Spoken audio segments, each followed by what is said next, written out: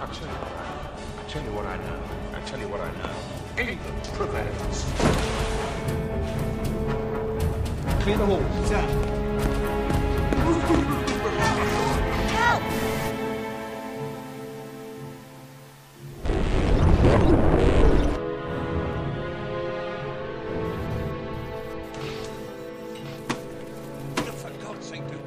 Dad, what's wrong with the telly?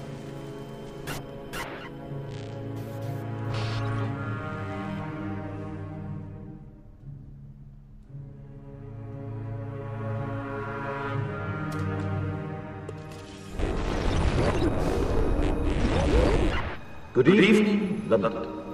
Allow me first to apologize. That's the emergency channel. I do, like many of you, appreciate the comforts of the everyday routine, the security of the familiar, the tranquility of repetition. Bloody hell. I enjoy them as much as any bloke.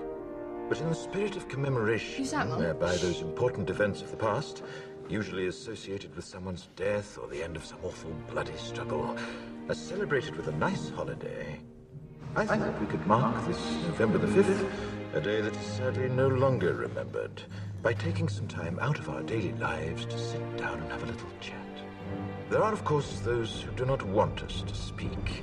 Just let me think. I suspect even now, orders are being shouted into telephones, and men with guns will soon be on their way. It's Chancellor Sutler. Damn it. Why?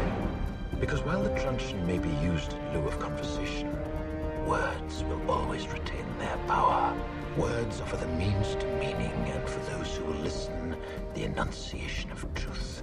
And the truth is, there is something terribly wrong with this country, isn't there? You designed it, sir. You wanted it foolproof. You told me every television in London. Cruelty and injustice, intolerance and oppression. And where once you had the freedom to object, to think and speak as you saw fit, you now have censors and systems of surveillance coercing your conformity and soliciting your submission. We need cameras. How did this happen? Who's to blame?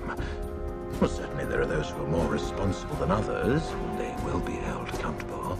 But again, truth be told, if you're looking for the guilty, you need only look into a mirror. I know why you did it. I know you were afraid. Who wouldn't be? War, terror, disease. There were a myriad of problems which conspired to corrupt your reason and rob you of your common sense. Fear got the best of you, and in your panic you turned to the now High Chancellor Adam Sutler. He promised you order, he promised you peace, and all he demanded in return was your silent, obedient consent. Inspector, you're almost through. Last night I sought to end that silence. Last night I destroyed the Old Bailey to remind this country of what it has forgotten. More than 400 years ago, a great citizen wished to embed the 5th of November forever in our memory. His hope was to remind the world that fairness, justice, and freedom are more than words. They are perspectives.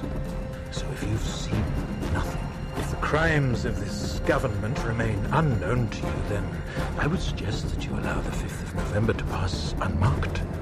But if you see what I see, if you feel as I feel, and if you would seek as I seek, then I ask you to stand beside me 1 year from tonight, outside the gates of Parliament, and together we shall give them a 5th of November that shall never, ever be forgotten.